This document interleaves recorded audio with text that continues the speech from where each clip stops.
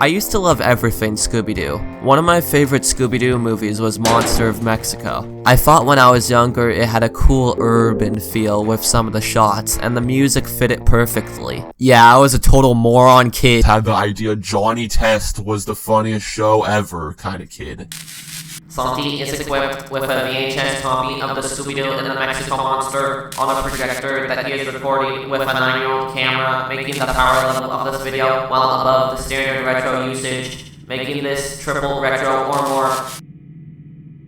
You know how Scooby-Doo comes out with a new movie every 2 months that goes straight to DVD because they're so easy to produce? Well, I like to think of the Mexico Monster as one of the first in the long line of Scooby-Doo average movies. I mean, before this, Warner Brothers actually tried making movies. Hey guys, today I am reviewing an irrelevant Scooby-Doo movie. Fred gets an invitation to go to Mexico and stay at his friend's hotel, and asks the rest of the gang if they want to join him.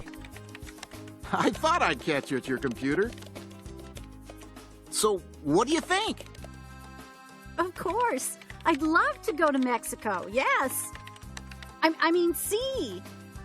Yeah, these long pauses are in some scenes, but it brings up a good point. This is the way it is throughout the movie. There are these long pauses in the movie, waiting for the next part of the plot to kick in, because there are way too many montages to fill out the time so it can reach the movie length mark. Either way, it's really awkward in these scenes. After a lengthy response, the gang agrees to go with Fred to Mexico, and we get the first of many montages to fill up time. Yay.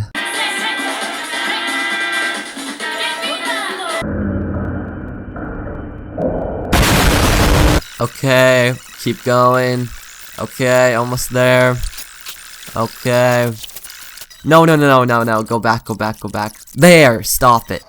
We get to Fred's friend's hotel, Alejo. Alejo and his family explain that the Chupacabra has been scaring off tourists throughout the town, and at the hotel. Of course, the gang has to investigate the mystery. Before that can happen though, some American stereotype has to show up.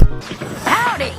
Let me grab y'all a cup of cafe lechero whilst you got the load off. And we have to get introduced to some rich kid who wants to buy the hotel. Then this scene shows how strange the movie's production is. For the last time I told you no. Now please leave. We have guests. I apologize for the disturbance. These side characters follow Alejo to this private business meeting, said nothing, and walked back. Why did they draw them walking there when they could have just stayed at the table? A lot of shots feel this way in terms of emptiness. Warner Brothers could have done so much to fill this empty space, or even make their own sound effects.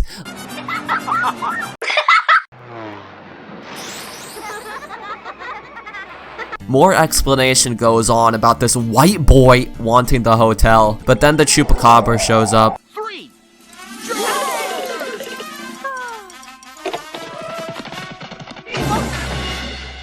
We thought these were the eyes of the El Chupacabra. Yes, that's why you broke into Daphne's room. After the Chupacabra attacks the hotel, the gang and Alejo and his brother go into town to find more information about the Chupacabra. They start acting like a newscast to get more information from the town.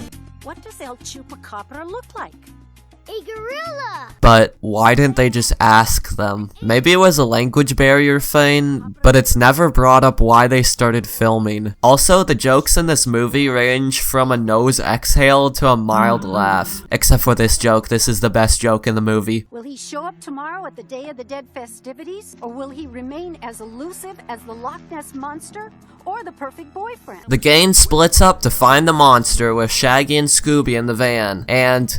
wait a second. Oh, come on, they could have drawn anything there. A smiley face would have been better than nothing. It's just another example of how empty this movie feels. But with the rest of the group searching in the forest, some mysterious arm fixes their car so well with a wrench that it cuts the brakes, and we get another funny montage of Shaggy and Scooby almost dying. Zoinks! The brakes aren't working! There's yet another montage of the rest of the group being chased by the Chupacabra after getting out of the forest, but Shaggy and Scooby save them and they conveniently land right next to a gas station when out of gas, and magically fix the brakes as well. So the cars stopped when they ran out of gas, but not when they ran out of momentum. Running out of gas makes your wheels stop, apparently. Video game logic, am I right, guys? Video game logic, am I right, gamers? Running out of gas. They keep driving without a worry that the brakes will fail again and go to a museum, driving all night without stopping to sleep, to get more clues and go on a tour from the mysterious curator. Then Daphne gets kidnapped by the museum curator minutes later. The gang doesn't even care at all. Maybe it was meant to be part of the show. It's just sad how nobody reacts except Shaggy and Scooby. The gang find her after a montage of going down a stone slide, and also don't react to her being found blindfolded on top of a pyramid. Look, at the top, it's Daphne. Or that a museum has a giant slide that they just destroyed. Tens of thousands of years of history down the drain. They make sure Daphne is okay and start to go down the pyramid. Then we get another montage to fill out time of monsters that come out of the pyramid and start attacking the gang. I think. The movie doesn't really explain it. I don't know. This plot is so messed up, it's not even worth explaining anymore. Basically, they get chased down by some tourists because some robotic bird told them that the Scooby gang destroyed this statue, even though they did destroy the ruins in the bottom of the museum. But the tourists believe the talking bird wearing a sombrero. Then something happens with the Day of the Dead, and we find out that this ghost that is telling Alejo to sell his hotel is controlled by some American fat guy who really isn't introduced. And then Alejo's brother's fiance, the American stereotype, turns out to be the Chupacabra. The end. The movie barely reaches the 1 hour mark.